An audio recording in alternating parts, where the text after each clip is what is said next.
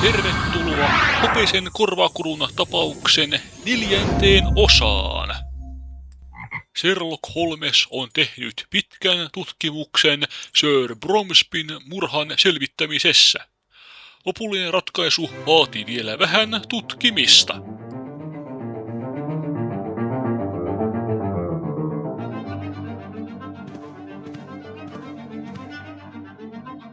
Good afternoon, Mr. Holmes. James has just been showing me the photographs from his hunts. Oh, but I wasn't the only hunter. My respects, Miss Bromsby. Hello, Lieutenant. If I could have a look. I must say, this is quite a handsome specimen, but it is surprising how light it appears. That bull weighed near 1,000 stones. No, beg pardon. I was referring to your portfolio. That is but another souvenir of my travels to Africa. I came here specifically to inform you that everything goes well with the case, Miss Bromsby. But I need to ask you a question of a more personal nature. If the Lieutenant would be so gallant as to give us a moment of privacy. Your servant, Mr. Holmes. I will retire to the smoking room. Henkilökohtainen kysymys voisi olla sellainen, että Holmes pyytäisi neiti Bromsbya olemaan hänen rakastajattarensa ja hylkäämään luutnantin.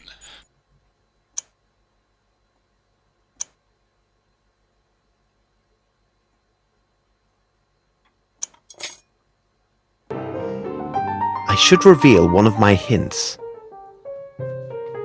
Does this photograph belong to you? Yes, it's mine. This is the photo of an actress who was with their touring London company. They gave a performance at the town near my boarding school in Switzerland. This is Miss Davenport. She was kind enough to meet with us in her dressing room after the show. And how would you describe this actress? Oh, she was fascinating, on the stage and in life as well. She personally inscribed this likeness for me. You see, they were available for purchase during the intermission. She was so very beautiful. Pray, continue. When I met with her, she showed me this beautiful earring that she wore. It was in the shape of a wave with foam, made entirely of sparkling stones. It's strange, but I have never talked about this with anyone till now. I do hope I see her again someday. Perhaps. Now, listen to me, my dear child. I must ask you to speak to no one about our conversation, not under any circumstances. The discovery of the truth rests on your silence. I've got to go now. I understand. Siinä meni Holmesin tilaisuus saada nuori rakastajatar. Hehe. Tiedetään, että Holmes ei mieti lemmen asioita, jos voidaan uskoa Doylen kuvausta hänestä, kunhan vain lasken leikkiä hänestä.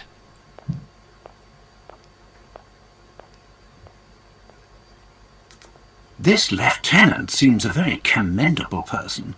Miss Lavinia is fortunate to have him near. Lestrade was saying that he has found more evidence of Grimble's trail. The corpse we found at the cement factory may well have been an accomplice and the true murderer of Sir Bromsby. Grimble could have easily obtained an invitation for him to the reception. Then, some time after the deed was done, Grimble eliminated his accomplice to prevent his speaking. Or perhaps not. Whatever are you musing about, Holmes? Holmes? What is it, Watson? Blast it, Holmes! You haven't heard a word that I have said. It is of no consequence. Tell me, have you had the opportunity to redeem the item with the receipt we found at Hunter's? Oh, yes, it was a simple matter. In order to get the best price, Hunter agreed to redeem the item within 2 days' time. Look, these appear to be real diamonds.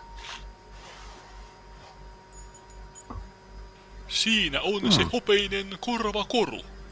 Se oli päätynyt Simon Hunter-nimiselle baarivikolle jotenkin. It seems to me that we have gathered all of the key elements, Watson.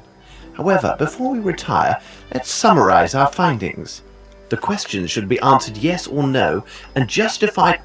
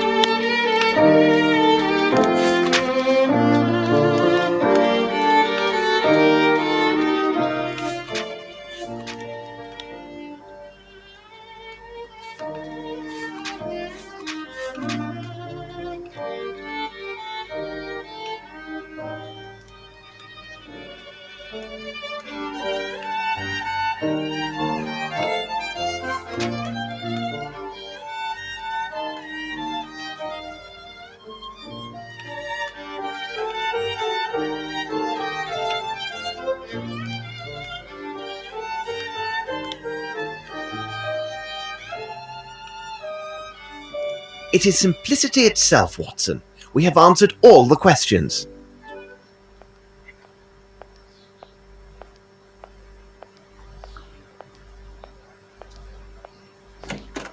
Hello, Watson.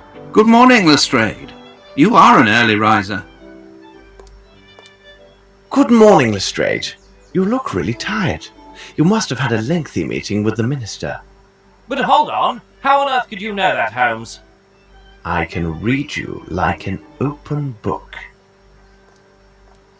I jest with you, gentlemen. It's not the proper time for jesting, Holmes. But upon my word, how did you find out about the minister? I was assured that only 3 or 4 persons at most had knowledge of this meeting. Oh, I would rather withhold my explanation. So you must be aware of the subject of the meeting. Indeed, but Dr. Watson knows nothing of these events. Well, our incorruptible yet ever practical minister shared the thoughts of the Chancellor of the Exchequer with me. They've decided that it would be most imprudent, given the crisis we're under, for a young lady barely 18 years of age to take control over one of the country's 3 biggest building enterprises. I begin to understand, but... According to the minister, despite his bad habits due to the lack of consideration for his partner, Grimble is the only individual that the council has faith in to reverse the current state of the Bromsby holdings. It was further explained to me that if there is a choice to make in the direction of my investigation, and lacking any new evidence to the contrary, I must take these concerns into account. This is outrageous. And you, Lestrade, what are your personal thoughts on the matter? I really can't say, Holmes. The prospect offered by Grimble seems so attractive. He had credible motive to murder Bromsby and then Fowlett. In addition, he was the only individual with apparent access to the shed at the cement factory where we discovered the corpse of his presumed accomplice. However, the only gadfly to this theory is his statement to Dr. Watson when he clearly renounced all rights of succession. That is an item of singular curiosity. It is difficult for me to believe that a man who could plan and execute 2 or 3 murders with such cool presence of mind would give up an opportunity of this magnitude so easily. I also have spent sufficient time at Sherringford Hall to have a high opinion of Lieutenant Harrington. I agree with you. This young man, by all accounts, has an unimpeachable character. I have no evidence to cast doubt on the truthfulness of his testimony. We reconstructed the crime, and it was evident from where he stood he could easily see Miss Bromsby despite the crowd. Really, Holmes, I'm not a man who would hand over an innocent girl to the executioner, even should it cost me my career. I am pleased to hear you say this, Lestrade. By the way, Lestrade, have you any knowledge of the place known as Aston's Theatre? Is it that shabby theatre that lies near the bank of the Thames? Yes, several weeks ago it was acquired by the Fairfax Theatre Company. Their international tour appears to have been most successful, as they are set to open their new play in a week. Dwight Richards happens to be their director. You mean the author of the threatening letter that we found on Bromsby's desk? I must admit, I thought the letter to be of small consequence. After all, it involved a matter from so long ago. Sometimes old wounds are the most painful. In fact, we are leaving for Aston's right now. I know that you're quite busy, but if you feel like joining us, meet us at noon.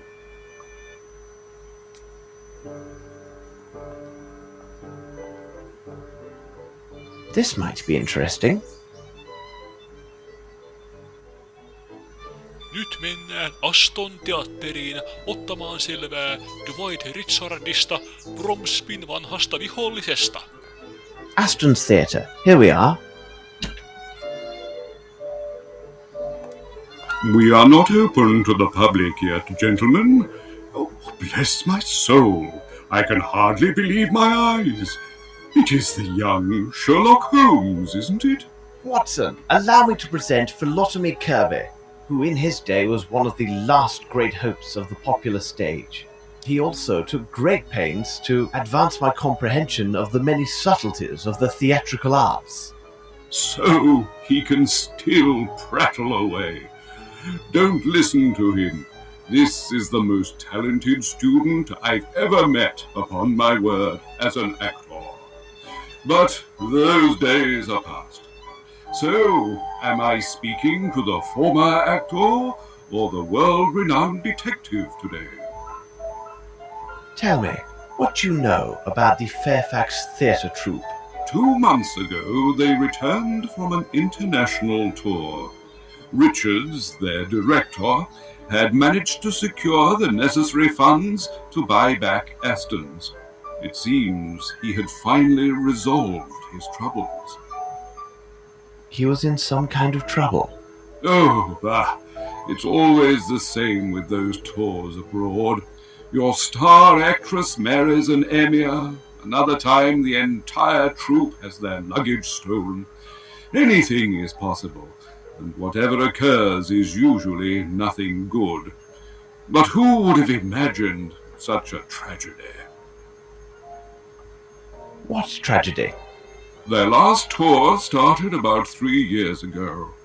At that time, the troupe was housed at the Fairfax Theatre, but a series of failures forced the owners to sell it at a substantial loss.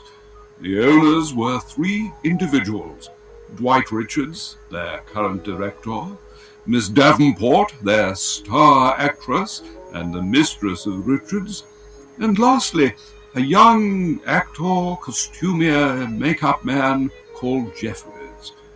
They decided, after the sale, to launch an international tour in order to raise funds. Their success was assured? Yes, the fame of English theatre is worldwide. During their travels, Jeffries and Miss Davenport developed a close relationship, which was much to the regret of the hot-headed Richards. He is a gypsy by birth. No one can be more possessive and quick-tempered than a gypsy. Pray continue. In short, a dark tragedy occurred in a village in Latin America, located not far from the Amazon. One evening, after their performance, someone noticed that Miss Davenport and Jeffries had gone missing. The local authorities were notified, and the alarm was raised. And Richards? Richards was implicated in some manner, it seems to me. However, there was no proof of his involvement, and no bodies were ever found. What a strange case. If you need more details, you should ask the actors. As you may observe, they are rarely able to hold their tongues. I will see you later, Kirby. Yes, it was good seeing you again. Bromsbyn murhaa ei ole edes selvitetty, kun Holmes saa myös toisen mysteerin tutkittavaksi.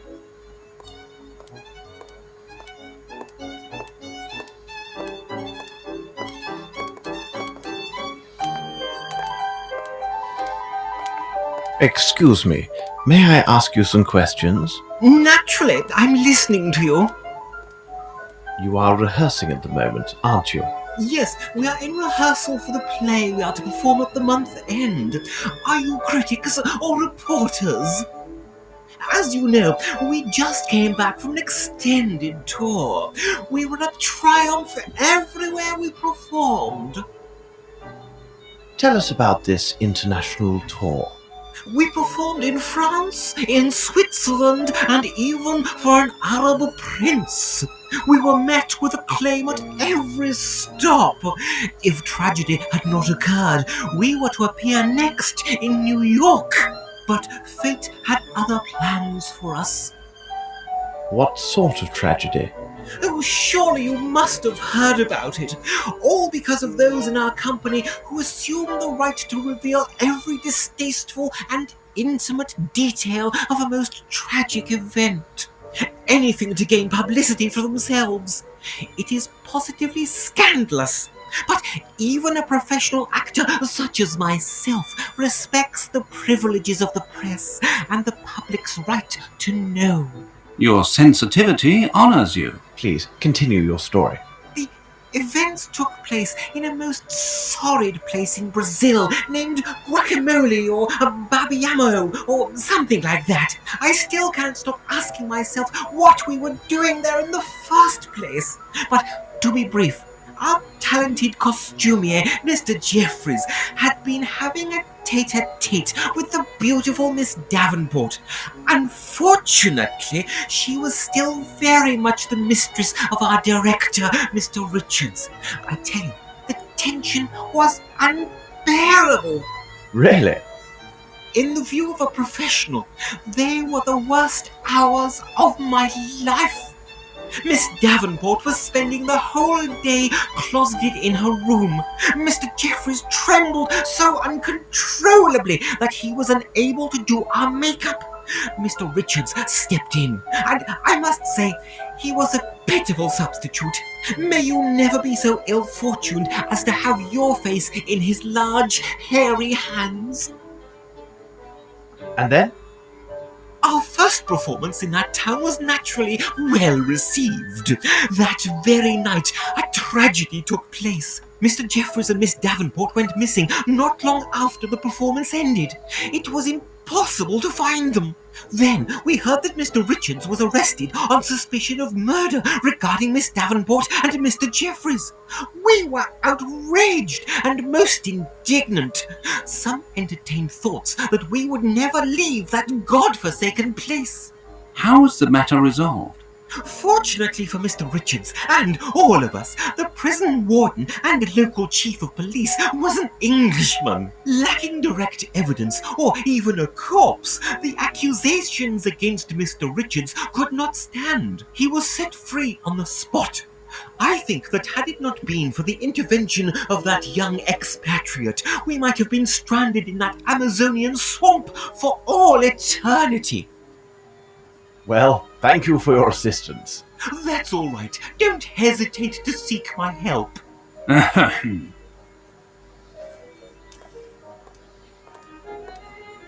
Don't listen to that milquetoast. He gets positively weak in the knees over redheads. A policeman is just a policeman. That's it. If Richards isn't in jail, it's only because he had nothing to do there. We were talking about the tragedy which occurred during your previous tour, and... You aren't the press, are you?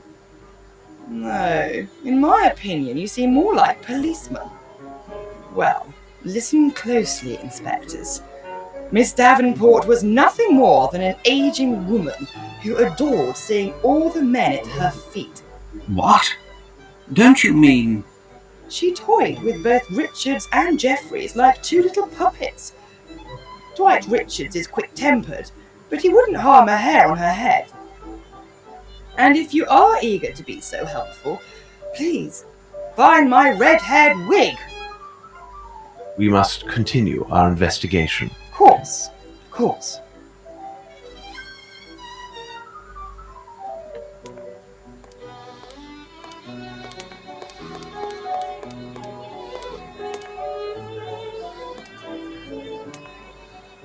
Hello, young man. What are you looking at? Oh, I'm sorry. You startled me. I'm looking at her. Her. Are you from the press? Of course you are. You must be here to interview her. Ah, the play is wonderful, and Miss Caroline will surely shine. Your father? Yes, I am Bruce Aston, and my father was Clyde Aston, the former owner of the theatre.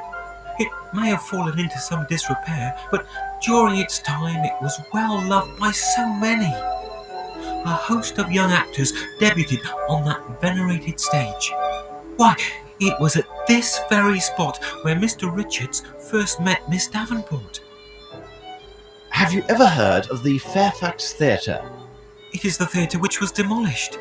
It seems to me that it had been owned by Mr. Richards together with Miss Davenport and a friend of theirs. They left on an extended tour, but I think it went badly for them. After his return, Mr. Richards bought the theatre back from the bank, and I do hope his good fortune will continue. Well, we can hope. With the talented Miss Caroline, I think anything is possible, and the building is still solid and comfortable. Though the bank took over the theatre, they left the keys. From time to time, I would do what I could to tidy up a bit or see to a broken window. Are you a part of the troupe? Yes. When Mr. Richards noticed how I had worked to keep the place up, he hired me. I helped Mr. Kirby a little, and also Mr. Trumpet backstage. Goodbye, young man. Goodbye, sir.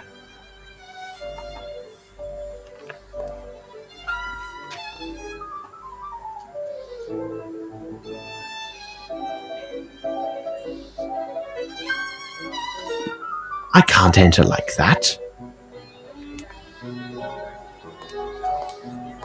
Hello, miss. I'm sorry for disturbing you. Oh, you are welcome. Are you rehearsing the new play? Yes, we are hard at work. Excuse me, did I just hear Mr. Kirby calling you Holmes? Is it really possible that you were the great detective, Sherlock Holmes, and you were Dr. Watson? I'm investigating the facts of the terrible events that occurred during the company's last tour. Oh, I see. You were interested in that case. It's still a complete mystery, even for those who were there. Tell us about Miss Davenport. She was fabulous and positively mesmerised men. She confessed to me that she had been indiscreet with our costumier, Jeffries. She had left Richards before, but she always came back to him. She said he understood her completely without her even saying a word. Until that last time. Forgive an admiring expert, but your earring is absolutely magnificent. Oh, that was a gift from Veronica. She got it along with 2 other matching earrings and a small jewel case. She gave me this one, another to Doris, and kept the most beautiful for herself. Veronica insisted on cleansing it herself weekly with a special cleanser. It was remarkable and kept the earring all sparkling like stars. When I saw her last, Veronica was wearing her earring. She never parted with it. Where can we find Doris? She must be in her dressing room. Goodbye, miss, and thanks. You're welcome, Mr. Holmes.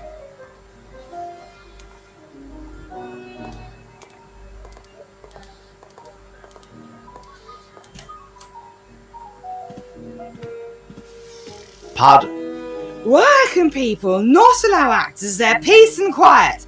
They walk through here as if it were a common thoroughfare. Nothing strange about that. They still haven't bothered to change the locks. Anyone can enter at will and abuse me. Me, who in the 50s, I was rather good actually. Did you see me? With the best, me. And they just treat me, and oh.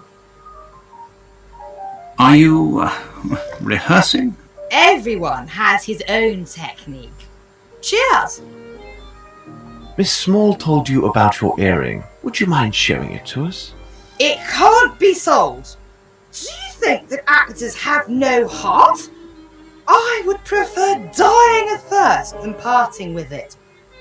My friend, my best friend Veronica, who I love like my own daughter, she gave it to me. My little Veronica.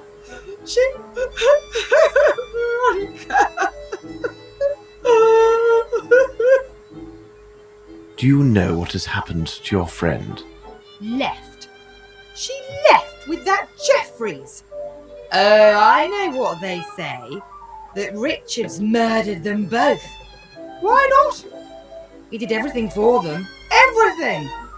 She was naught but a common flower girl. And that Jeffries was a mere servant.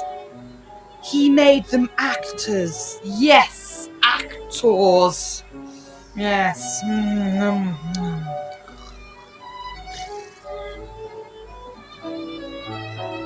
Oh, we'd better leave you to your work. Out! I need to concentrate.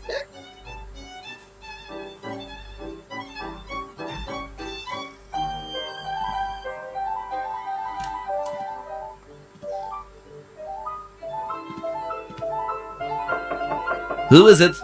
Mr. Richards, my name is Sherlock Holmes. You may put away your knife.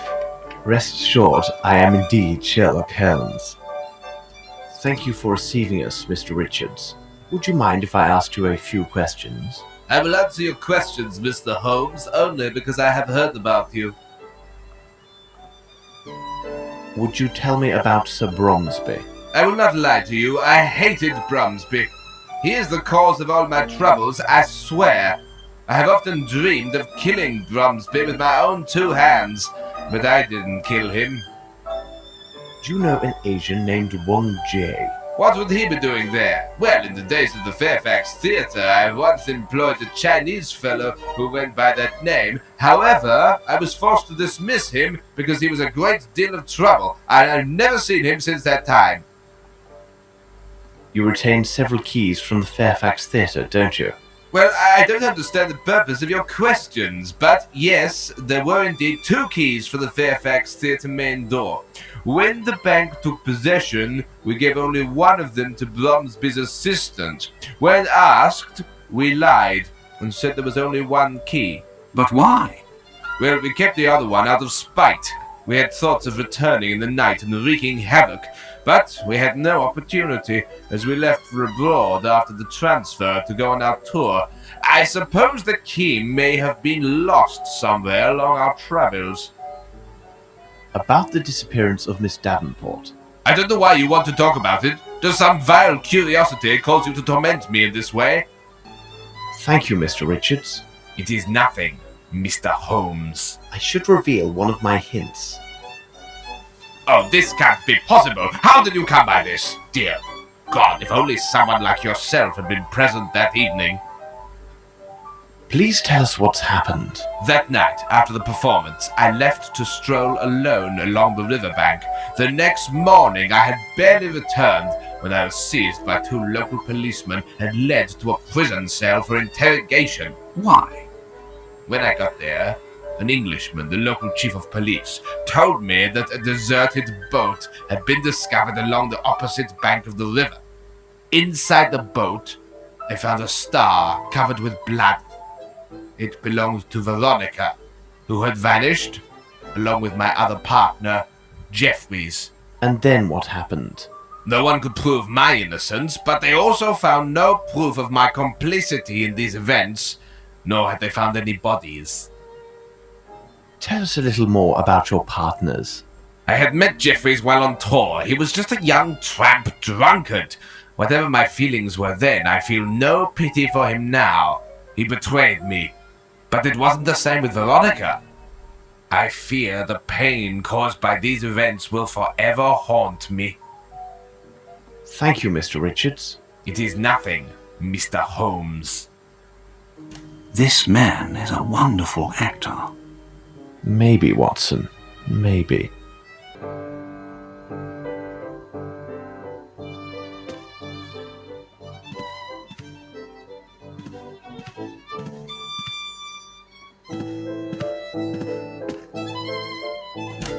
What chaos!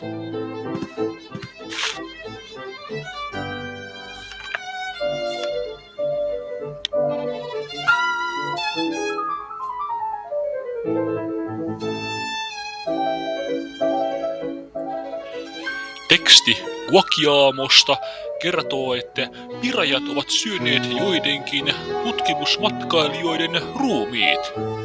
Nyt voidaan epäillä, mahtoivatko teatteriseurueen kadonneiden jäsenten ruumiit kadota samalla tavalla.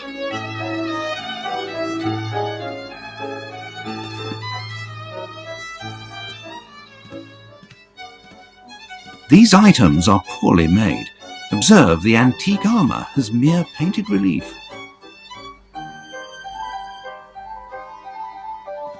Through the flying dragons of the Virgin Islands, the land of gargantuan man-eating crabs, love in the heart of the Black Desert.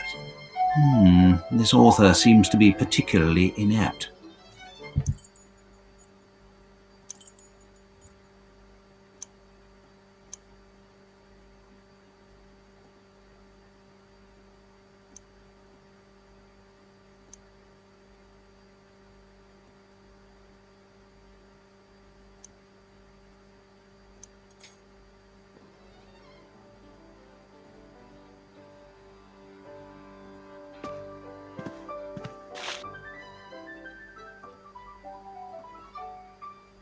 A set of costumes. There are 30 listed.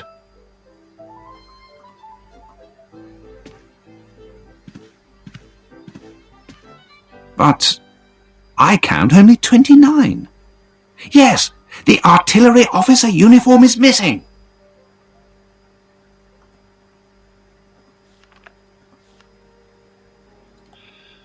Teatterista puuttuu tykistön univormu ja myös eräs naisen punainen perukki.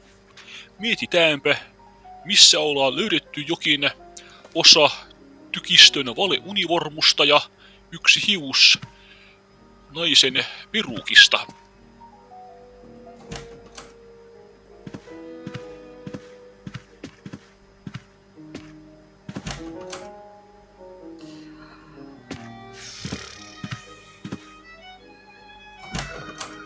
We are in the backstage area.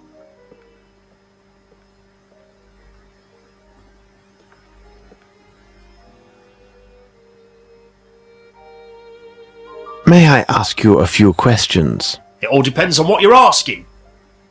What are you doing? My job, my lord. I'm making this jumble look a bit neater. Could you tell me what happened in Brazil? Yes, my lord, I was there when it happened. But Mr. Richards takes it very personally if we chat about those times, and I won't risk my position without some consideration, if you get my meaning. Here's 5 guineas. How's that? Oh, my lord, you're too kind. I don't really know much of what happened. You see, I was alone at a tavern that night, and I was, as one could say, very fond of the local alcohol. When I returned to our lodgings, I learned that the actress and the costumier had taken to their heels. And what did you do then? I made my way to the inn with all haste to learn what they'd taken in their sudden departure. You must understand my position. I was solely responsible for the security of the luggage and troop properties. Can you then imagine my surprise when I saw that nothing was missing? Absolutely nothing. They hadn't even taken their personal items. I can understand that of a man like Jeffreys, but it was most unusual for a lady such as Miss Veronica. So the idea came to me that perhaps they hadn't truly left, you see. And what of Dwight Richards? I learned that Mr. Richards had been seized by the local authorities. It seemed he was under suspicion for the murder of the missing lovers. This was too incredible. And then there's another odd thing that weighs on my mind. When we finally returned to England, Mr. Richards asked me to do him a small personal service. What was strange was that he insisted I keep the matter confidential and not breathe a word of it to anyone.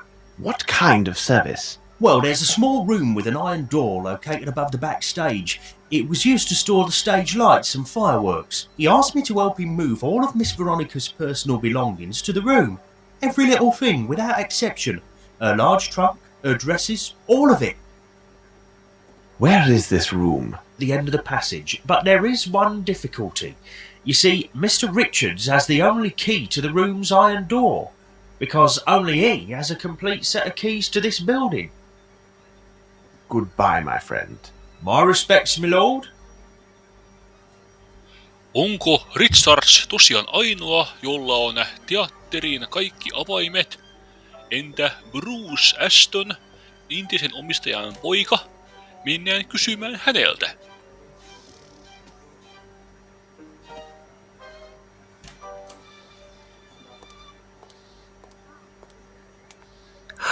She is fabulous, isn't she?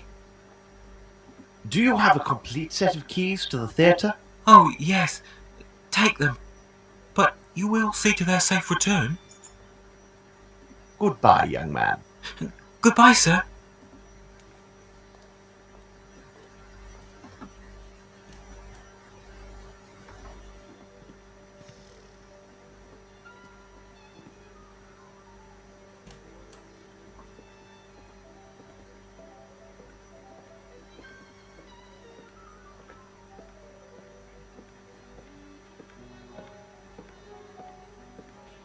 Tämä kuvakulma portaikosta ei ole kovin hyvä.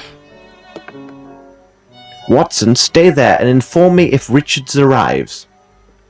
All right, Holmes. Let us see whether we can find other evidence. I have no interest in this. That is of no use to me. A gift from the gods. I need something. Nice pattern made of encrusted nacre. What does it mean? This lock has never been forced. I see. To open the safe, I must have the 2 other earrings. 2 muuta korvakorua ovat Karolynilla ja Doriksella. Doris ei ole kovin yhteistyöhaluinen, joten mennään suoraan Karolynin luokse kysymään korvakoruja lainaan.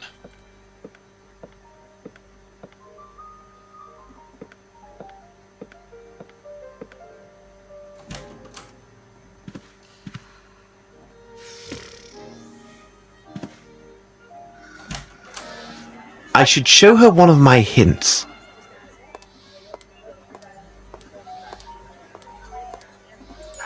Oh, my stars! Would you mind lending me your earring? I shall give it back to you in a few moments. Certainly. Maybe you would like to borrow Doris's earring as well. I don't believe she would give it to you, but to me, certainly. If you wait here, I will get it for you.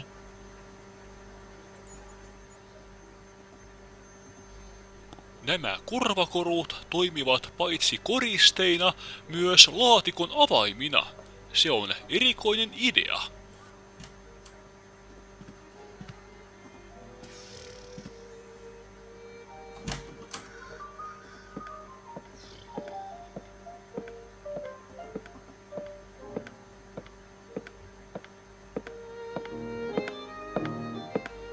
Muuten nämä portaat eivät ole kovin turvalliset ilman kaidetta. Watson, stay there and inform me if Richards arrives. All right, Holmes.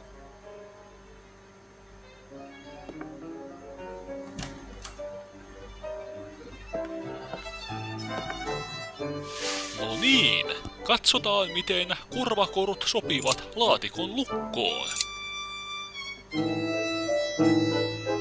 It is elementary.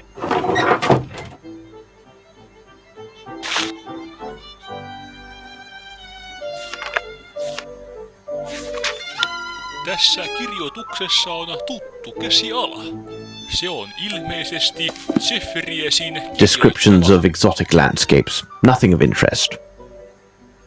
Richards and Miss Davenport standing in front of the old Fairfax Theatre. But who is this third man?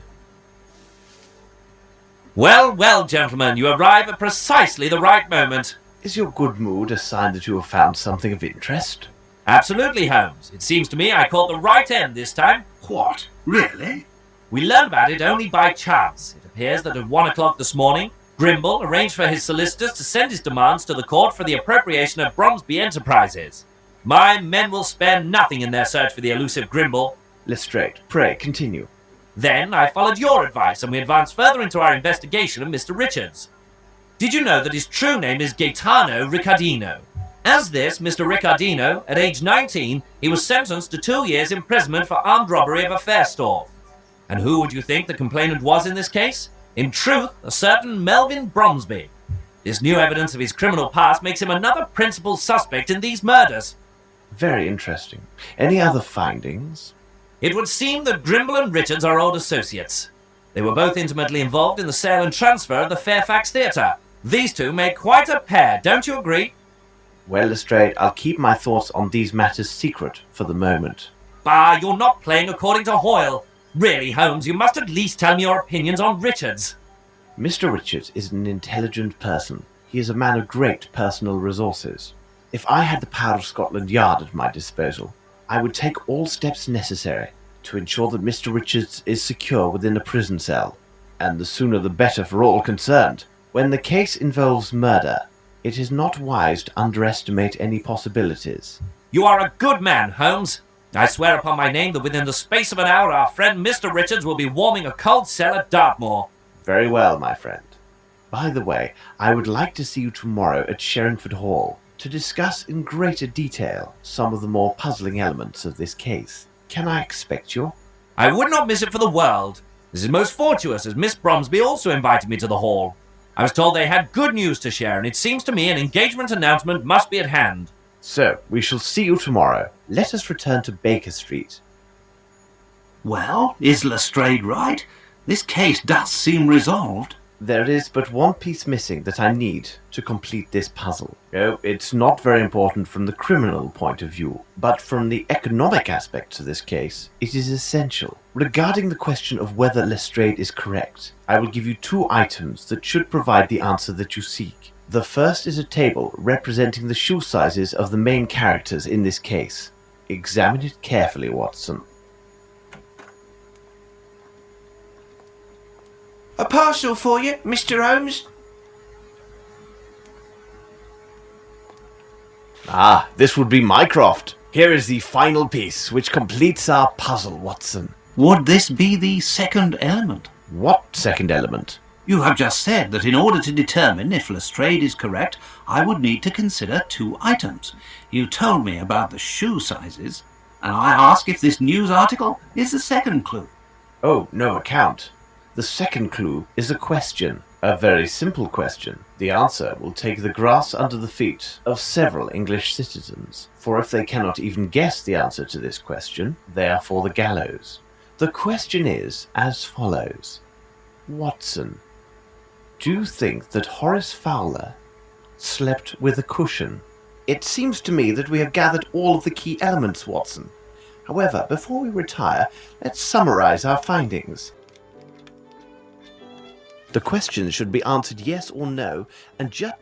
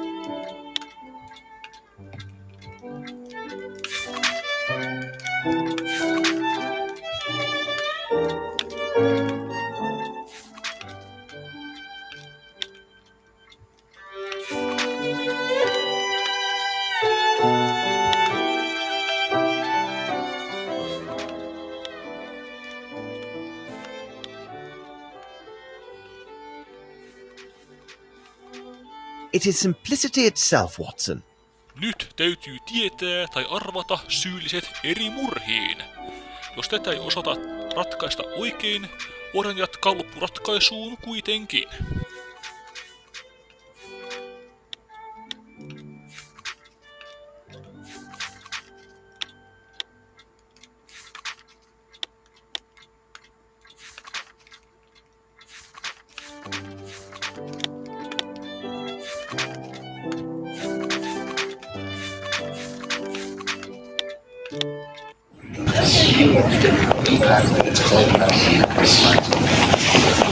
Cabby!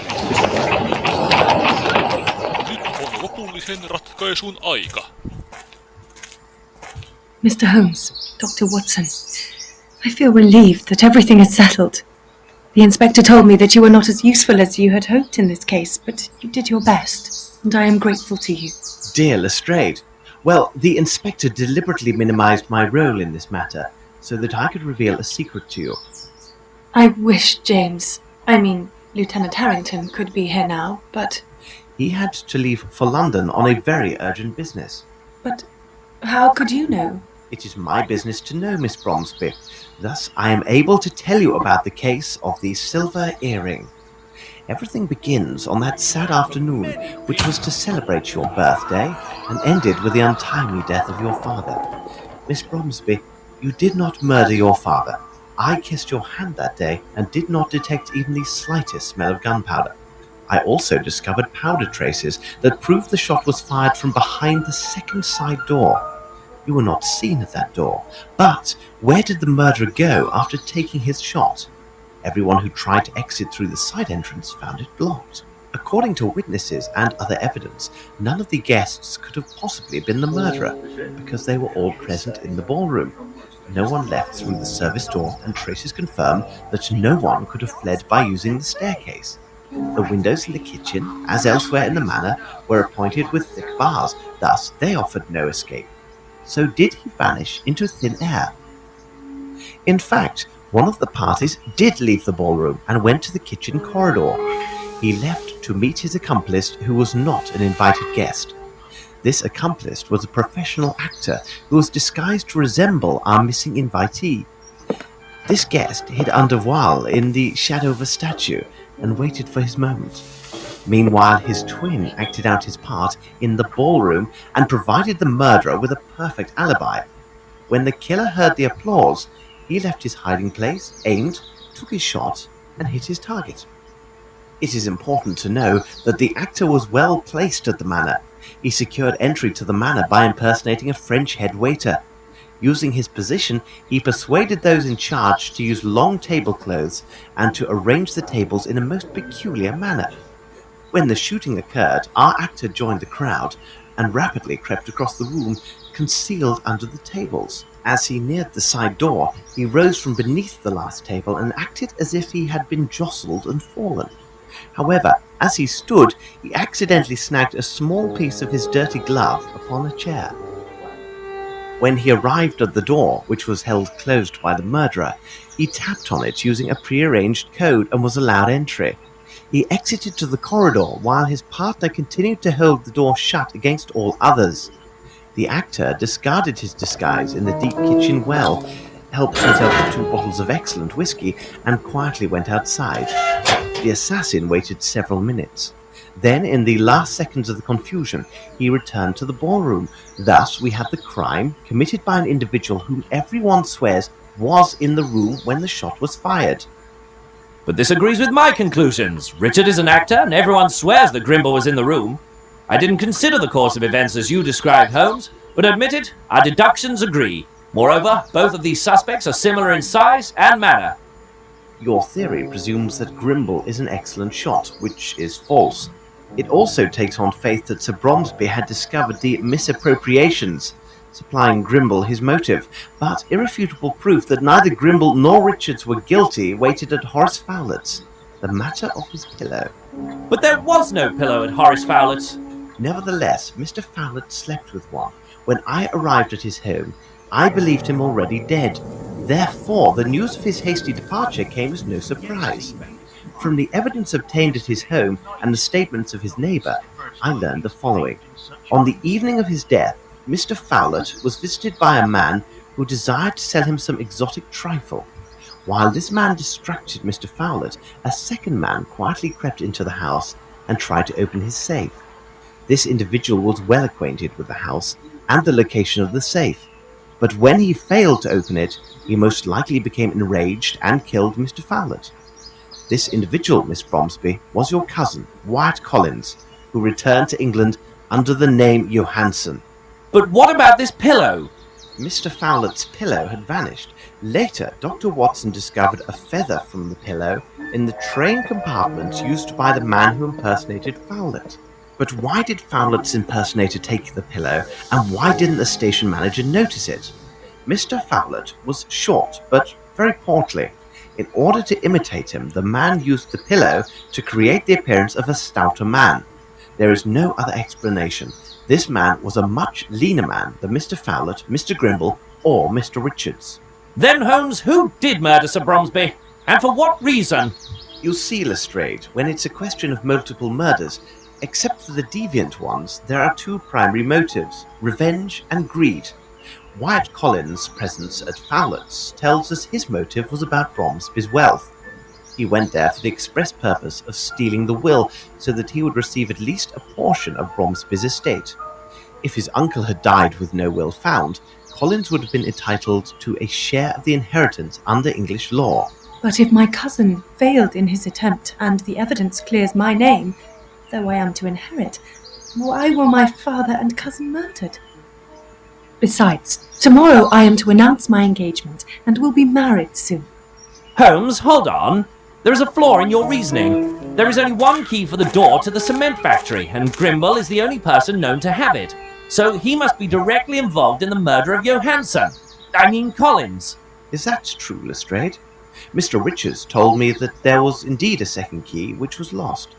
And have you forgotten the murder of the barman hunter? A young man without any criminal record, whose sole interests were painting and flowers. Why was he murdered in cold blood, with no signs of forceful entry or theft of his lodgings? Simply put, he was killed because he was present when your father was murdered. But why Hunter? What did he see or hear? And above all, how did he acquire the earring of Miss Veronica Davenport, the leading actress of the Fairfax Theatre and Dwight Richards' mistress? I can stand this no more. My thoughts are dazed. Will you finally reveal who murdered my father? The murderer? Here he comes now. I understand your feelings of incredulity, but I have never been more serious. You must know that the first person who enters this room is the murderer of your father, Miss Bromsby, and I will provide irrefutable proof of their guilt.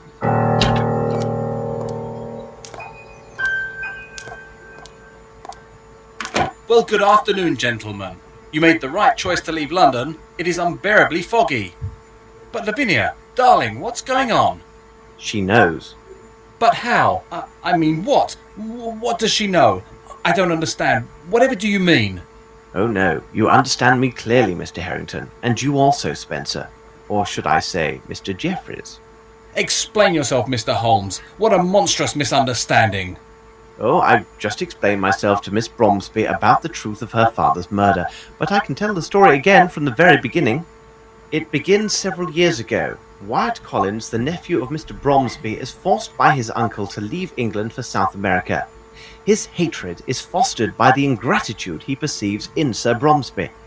Wasn't his uncle's career financed by his mother's money? In Collins' mind, Melvyn Bromsby owes him an eternal debt of gratitude, and was thus obliged to finance Collins' indolent lifestyle, fulfilling his every need.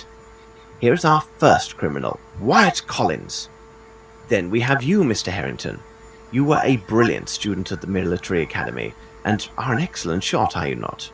You were the only person at the reception with sufficient skills to make the shot that took Sir Bromsby's life. During my investigation, I learned that ex-officers of Her Majesty's Army enjoy great favour around the world for administrative positions. You left India and made your way to Brazil, where you obtained the position as warden of the prison in Guaquiamo. Do not try to deny your presence there. The pictures in your hunting portfolio could have been taken nowhere else in the world except Guaquiamo. We now have our second criminal, Lieutenant Harrington. Mr. Jeffries, your arrival in Guaquiamo set things in motion. The theatre company had come to Brazil as part of their worldwide tour. You had been involved with the lovely Veronica Davenport, and loved her with a passionate yet possessive love. However, Miss Davenport did not share your affections. She had in fact tried several times to end your affair prior to the company's arrival in Guaquiamo. It seems she was truly devoted to Dwight Richards and would never leave him. After you arrived, you frequented the town's bawdier spots. This is where you first met Mr. Harrington, and you quickly became close companions. It seems tedium and heartbreak do bring certain people together. After the performance, maddened by alcohol and grief, you killed Miss Davenport because she had rejected your love. You then fled to your newfound friend, the warden, to confess your crime and beg for his help. In a show of friendship, he helped dispose of her corpse and directed suspicions towards your rival, Dwight Richards. Afterwards, you lay low, leaving the others to believe that you had been killed or had gone missing. You stayed hidden until they had departed, and you must have kept Miss Davenport's earring as some morbid souvenir. No doubt you also retained not only the key to the Fairfax Theatre, but the keys from Aston's, where you had been employed several years earlier. Here, then, is our third felon, Mr. Jeffreys. Life was difficult in Brazil for our trio. Mr. Jeffreys rarely went out, Mr. Harrington's men were talking behind his back, and Mr. Collins' funds were inadequate. One evening, Collins spoke of his cousin, who, in a few months' time, was to return to England from finishing school. She was also the sole heir to one of the greatest fortunes in England. Imagine these three men besotted with alcohol, considering the wealth that would one day pass to this slip of a girl. A terrible plan was devised. Several days later, they left for England, false papers for two of their party in hand, resolved to seize a portion, if not all, of this great inheritance. Incredible! Yes, incredible, and horribly true. At first, their plan was to forge a duplicate will or destroy the original, so that Mr. Collins would receive a share of the estate. This would happen soon enough, as they would murder Sir Bromsby at his daughter's birthday reception. It was essential that Collins enter the country under false papers, so that neither his uncle nor the authorities would be alerted to his presence in England. This would avoid any suspicion attaching him for his uncle's death when he arrived to claim his inheritance. They quickly put their plans into effect. Mr. Jeffreys arrived at the household in the guise of a stylish French head waiter and studied the lay of the manor. Mr. Harrington, the assassin, would accompany a person with rather poor eyesight to the reception, so that the illusion of the fake Mr. Harrington would go unchallenged. As the head waiter, Jeffreys was in a unique position to study the guest list. He quickly learned that two of the guests, Miss Rowntree and Colonel Pattison, had both poor eyesight and were unaccompanied. Lieutenant Harrington was quite busy in the days before the reception. He courted Miss Rowntree with great dedication and made fast friends with the Colonel. He hoped to secure one, if not two, invitations to the reception. Your arrival as the Colonel's guest was your first error, Harrington. Is it credible that a young officer who left the army because of his hatred towards all military authority would easily befriend a man who embodies everything that he detests? But your efforts bore fruit, and you obtained your invitation. Mr. Jeffreys, as head waiter, took great care that the tables and tablecloths were arranged specifically to accommodate their schemes. Mr. Jeffreys then secured the disguise for his role as the false Lieutenant Harrington.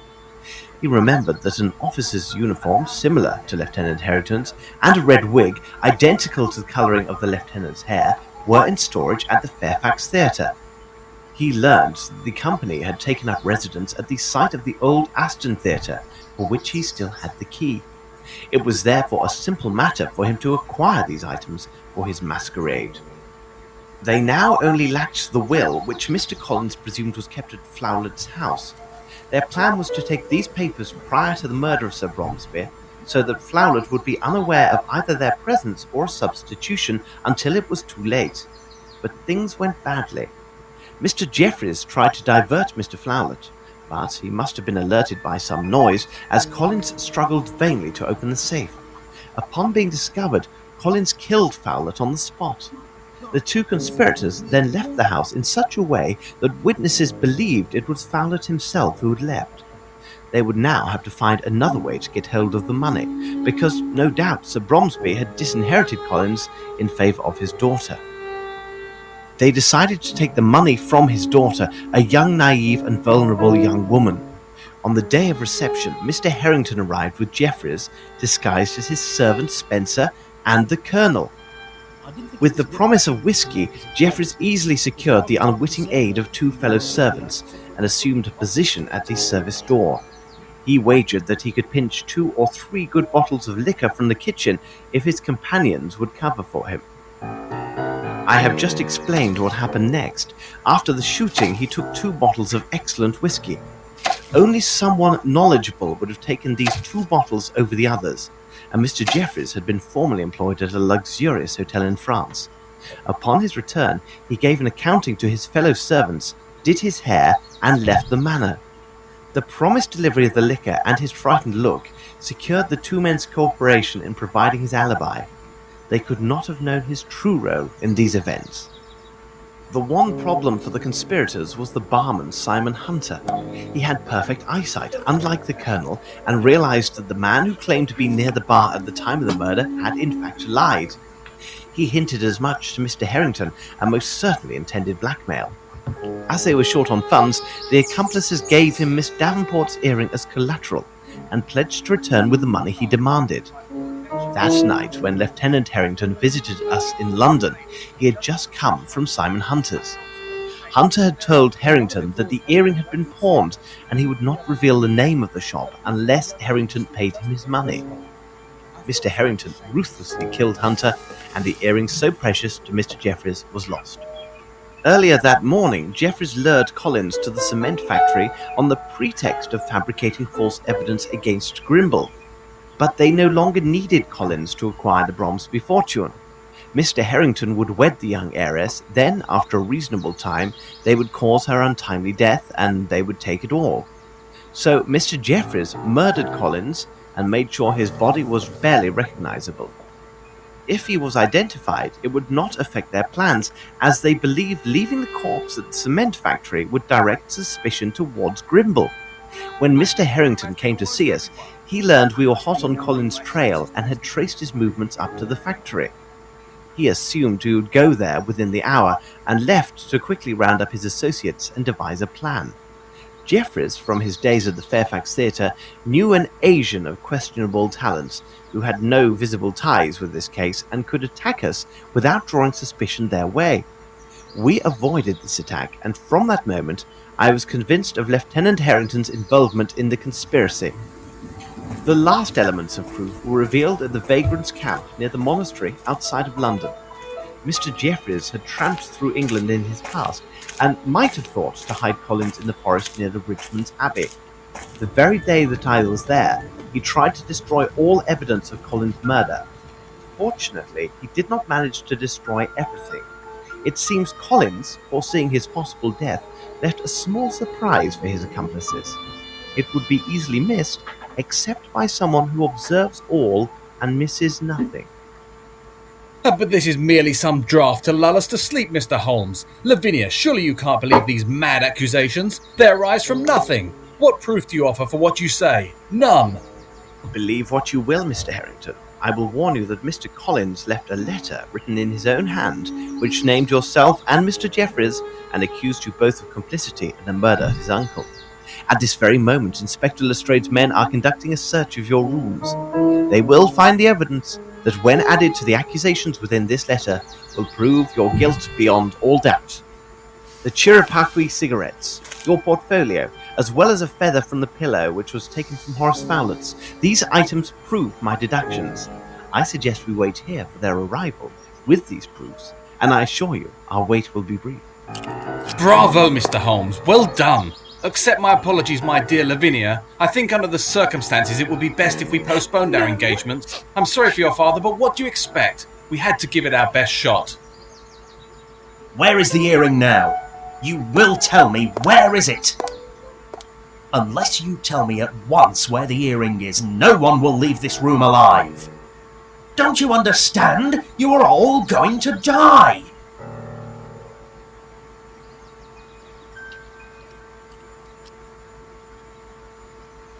They are all yours, Lestrade.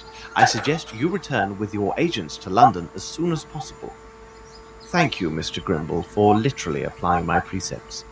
Watson, let us escort Miss Bromsby to her rooms. She will need her rest. Holmes? Collins never named either Harrington or Jeffreys in his letter. Indeed, Watson, but they could not have known. I played my bluff, and they believed me. And Grimble, where did he appear from? You can now boast that one of the most influential men in England served as your driver. Since my visit to Fowlett's, I knew that Grimble had nothing to do with this crime. I asked him to assist with the investigation, and it was at my request that he took steps to acquire Bromsby Enterprises. He gained us precious time by forcing Harrington and Jeffreys to wait and see if Miss Bromsby would inherit. He ran quite a risk in doing me this favour, because their plots then turned against him. I also asked him to send the letter which lured the two murderers away from the hall. I needed a moment to explain everything to Miss Lavinia. It would be dreadful if she fell into the hands of her father's killer. From the beginning, Grimble was concerned only with saving her inheritance. He never once doubted her innocence. Nevertheless, didn't he misappropriate those funds? Indeed, but not for his own profit. It was solely to protect his friend Bromsby. An ex-architect with whom he had quarrelled, a Mr. Waters, had contacted Sir Bromsby before this intrigue began. Waters learned from Captain Bowie that Sir Bromsby had encouraged certain actions against workers hired to build a bridge in India. That project was the bridge over the Kalidasa Abyss.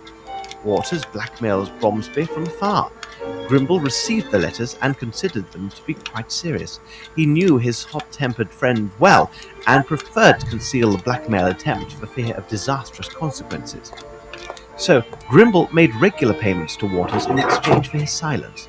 Unfortunately, Collins discovered the arrangement while he was working at the cement factory and threatened to reveal everything. Grimble could not afford for that to occur. He managed to rid himself of Collins by sending him to Fowlett. Then it was Bromsby's turn to discover the blackmail by sheer accident. He was angered, but before he could decide his next move, Mr. Waters died suddenly and removed all threat. When Grimble learned that Waters had died, he confessed all to Bromsby. He noted that the money paid was a pittance when measured against Bromsby enterprises, and that the same amount could now be applied in other ways. India had enriched them so greatly, and Bromsby had been cursed over the harm done to the Indian people in his employment. It was decided that these same funds would now be sent on a monthly basis to a Bombay orphanage in the care of a Sergeant Brahmai. It is possible that Bromsby intended to increase his patronage, and this was the important news he intended to reveal to the press at his daughter's reception. It was she who had harshly reproached him regarding his behaviour towards the Indians in his employ. Do you remember the words from that poem which he had written into his notes? It said that the ungrateful always die miserably. Indeed, Holmes. But there is one thing that I still don't understand. Why did you ask Lestrade to put Richards behind bars? He wasn't guilty of any crime, but you treated him as a murderer. I advised Lestrade that it would be prudent to place Richards in custody so we could protect him from harm. Mr. Richards is a wise and intelligent man. He would have recognized Harrington and Jeffries on sight.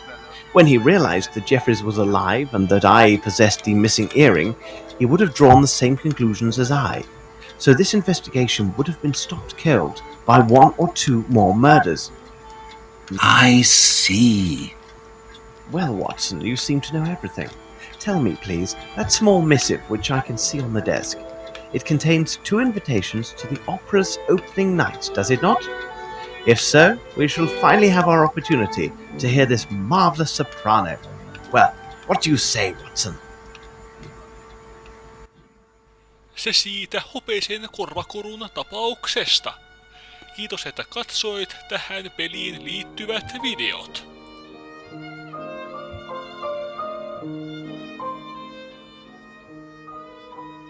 Tällaista peliä on hauska pelata, jos tykätään yhdistää tiedon murusia ja päätellä asioita niistä. Päätin tehdä nämä videot, koska halusin näyttää tätä peliä muille ja jakaa pelikokemuksen. Tämä oli ensimmäinen kerta, kun teen videoita, joissa näytetään jonkin tietokonepelin pelaamista. Huomasin, millaisia haasteita voi olla videon tallentamisessa ja sen muokkaamisessa. Olen pelannut aiemmin muita Frogvaresin pelejä, joissa Sherlock Holmes ja tohtori Watson esiintyvät. Voin tehdä videoita myös muista tietokonepeleistä, jos se on mahdollista ja jos minulla on aikaa siihen.